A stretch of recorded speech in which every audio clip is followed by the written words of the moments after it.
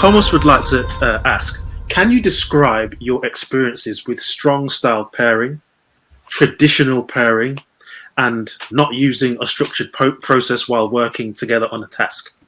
And what are the benefits and challenges of these approaches? And do you think one is always better than the other?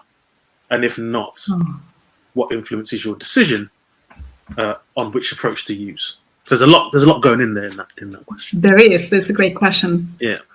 So let's first start maybe with how I understand those terms, so that we have a shared understanding.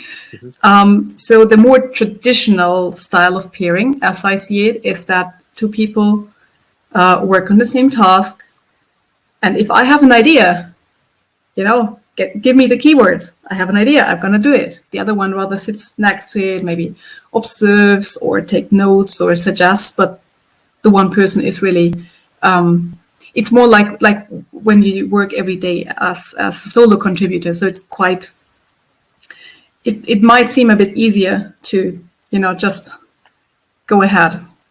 The problem that I was facing when being in those kind of situations, and I've been a lot in those too, is that if you're not right now on the keyboard focusing on your task, it's really easy to lose focus, to get confused, to lose track, especially if the other one is not really, really, really good at speaking out loud and sharing, what they right now intend to do. And this needs a lot of practice. And even if they're doing great for 10 minutes, maybe then afterwards it's just dropping because we're so used to just rush ahead there. It can still work well, but really I would then also take frequent, switches between roles.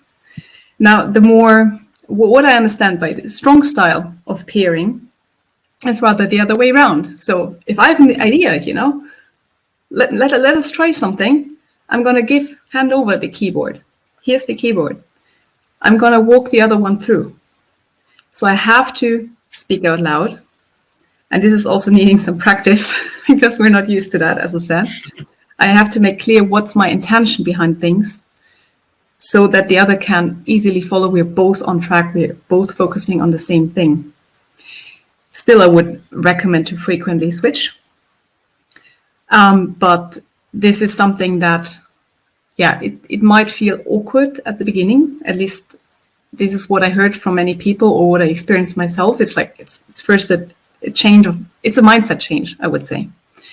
But so with the benefits that I see, because actually it's my preferred style, so I'm biased there. But if I have a peer who's up for that, I really love the kind of flow and focus that can result out of it, because everybody's on track. We're always on the same page. And sometimes it's really naturally flowing back and forth. But this needs practice. And there was another part. So when would I choose what, right? I would say that's depending on the other person. So not so much on the task we're working on. Oh, okay. So I think, if the other person is up for it and we made it explicit how we want to collaborate, for example, we choose strong style and it's also working well, I'm going for it. But I also encountered some people who felt too restricted by these strict rules, frequent changes. So we had to find other ways.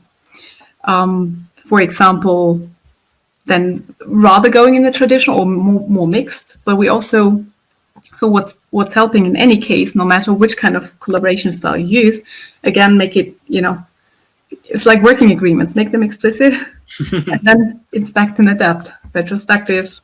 Okay. Check what worked, what not, what helped you. Check also maybe if you felt, maybe I felt I dominated the other person, even if I didn't mean to, but check back with that. And then see what's working best with the other person together. So for me, that's really person dependent.